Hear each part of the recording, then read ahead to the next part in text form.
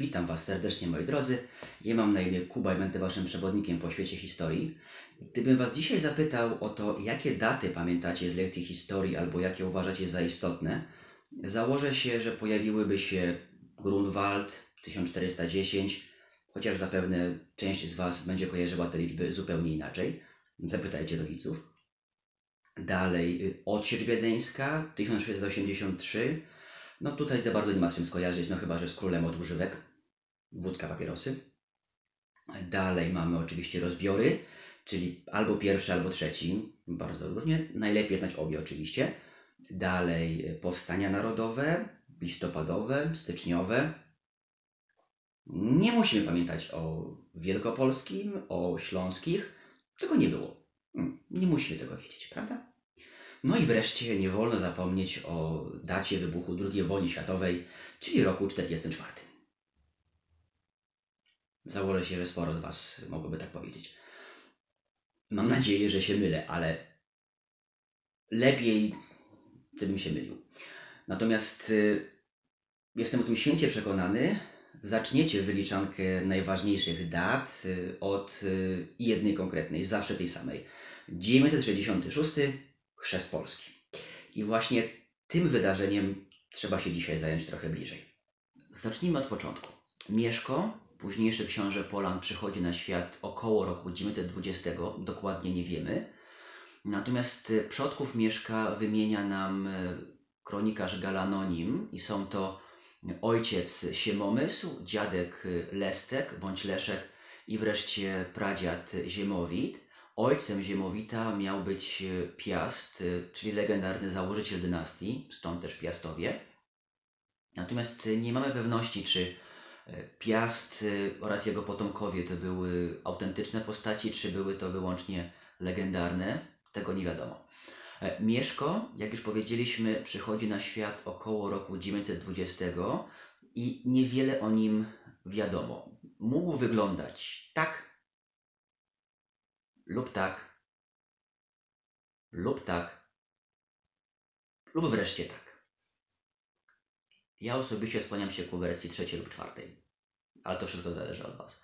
W każdym razie nie mamy ani wizerunku Mieszka, nie mamy wielu informacji o nim, nie wiemy w jakich okolicznościach przejął tron po ojcu, czy pokojowo, czy niepokojowo, nie wiadomo.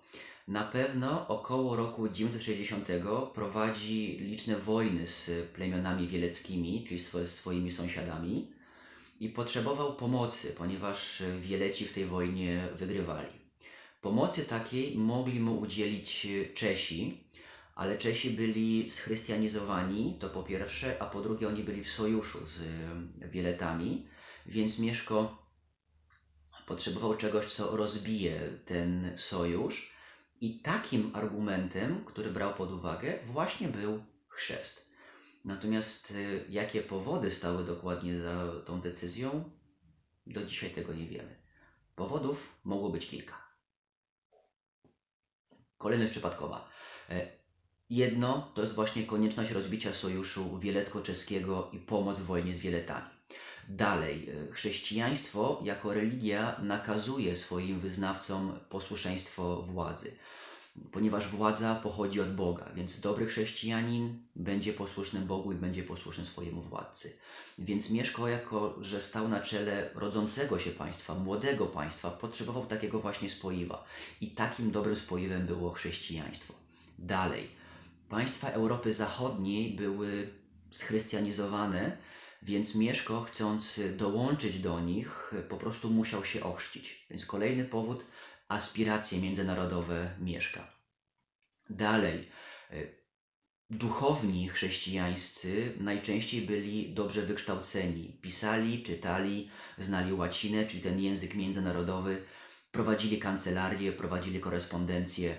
Tak więc bardzo przydaliby się Mieszkowi tacy urzędnicy, którzy właśnie pomogliby mu zorganizować takie to rodzące się państwo. Więc to jest kolejny powód, potrzeba dobrej administracji. Najmniej prawdopodobnym motywem dla chrztu jest miłość Mieszka i Dobrawy. Najmniej prawdopodobny. Dobrawa też nie wiem, jak wyglądała. Czy tak, czy wreszcie tak. jakkolwiek by nie wyglądała, miłość wydaje się wyjątkowo nieprawdopodobna, ponieważ w tamtym czasie małżeństwo było najczęściej związkiem politycznym, więc dla uczucia nie pozostawało zbyt wiele miejsca, a Mieszko, zanim ożenił się z Dobrawą, miał 7 żon, więc przyjmując chrzest, czy żeniąc się z Dobrawą, musiał odprawić te 7 żon, czym bardzo mocno mógł skomplikować sobie sytuację z sąsiadami.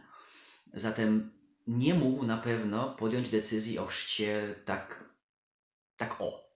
To było zbyt skomplikowane. Natomiast będę to powtarzał do znudzenia. Nie wiemy dokładnie, jakie powody stały za chrztem. Możemy się tylko domyślać. Ja wiem, że najprościej byłoby wejść do Mieszka na Facebooka, napisać mu na Messengerze, dlaczego to zrobiłeś, no ale jakoś tak odmówił założenia tegoż Facebooka. Tak więc, kiedy spojrzymy sobie na to wydarzenie, to wniosek nasuwa się sam. Nie ma Polski, więc nie ma chrztu Polski.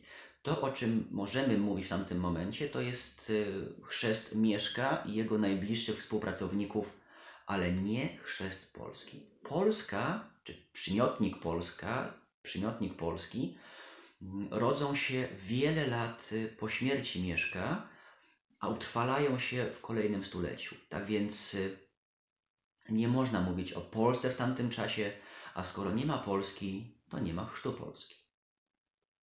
Dziękuję.